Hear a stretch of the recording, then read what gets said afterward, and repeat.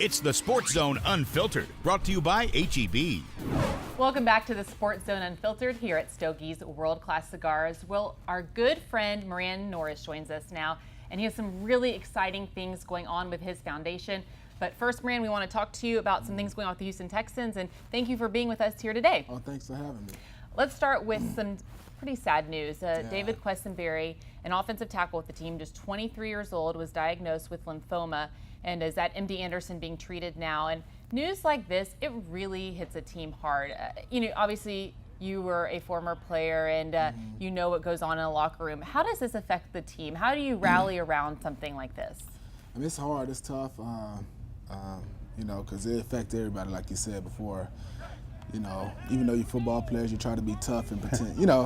Most of them are put tough. On a good front. Yeah, put on a good front, but it hurts inside just because you just never know. I mean, that's a close friend, a brother with you. You ran and shared and sweat with the guy and shared tears with him, and it's tough. Now, you were a fullback. You were a high contact, player and a high rep player. You're on the field a lot. Right. The Texans announced this week that they're going to have inter squad practices, I guess, and scrimmages with the Falcons and the Broncos. Now, my belief has always been, and I don't think this is going to happen anytime soon, but my belief has always been you should get rid of all preseason games and maybe just have a 2 or 3 your entire preseason, because you guys are in such good shape all the time, be inter-squad practices and then maybe some scrimmages. It's more controlled. Coaches can stop things, check, and fix. Fans can still be invited. Oh, yeah.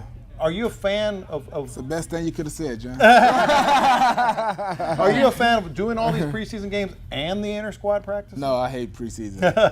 We have, you had these games. You got Atlanta Falcons and Denver Broncos coming into town. Right. I mean, it's like a game. That's a game. Like because extra game. You can't brother-in-law. When you practice against each other, for a good week, you add it ones against ones, and then after that, your body all achy, so you kind of taper it down your brother-in-law. Right. But when you're playing against another team, Atlanta Falcons or Denver Broncos, you don't know them. They don't know you. You know them personally, but you might not know them like that. So it's more intense. It's more intense. It's like somebody take a cheap shot, you're gonna remember, you're not gonna forget it, and it's gonna be a game. So it's a game day every day. Like adding 2 more preseason. Yes. So when you were with the Texans or with the 49ers, you didn't look forward to maybe having a change of pace? No. No. I mean, I never did say nothing about it because I'm not the complaining type, but I couldn't stand that. Good deal. Well, we do want to talk to you about your foundation and everything you have going on with it. A big party last Friday night at Arcaduros. We were there. We got some great footage of you with your celebrity guests. Okay. Also, now a big event in a couple weeks. Tell us about that and about the camps you have going on as well. All right. Well, it started off to kick off with my football camp I have at Butler Stadium on June the 27th. So we have a lot of guys here. We have Marshall Faulk here. Vernon Davis, Vontae Davis, Frank Gore. We have Those a lot of guys big here. time players. Yeah. I just kind of throwing them just. Yeah. You don't want to get the big head. Just barely mention them. Then we had a kickoff. Well, we had the kickoff part this past Friday. Then we're having the charity, the gala dinner with Marshall Faulk as the keynote speaker. We have the same celebrities there. We have the VIP room. We have the silent auction. We have the whole 9 yards. It's a good event. It's at Hotel Zaza, one of the livest hotels here in Houston for this kind of atmosphere.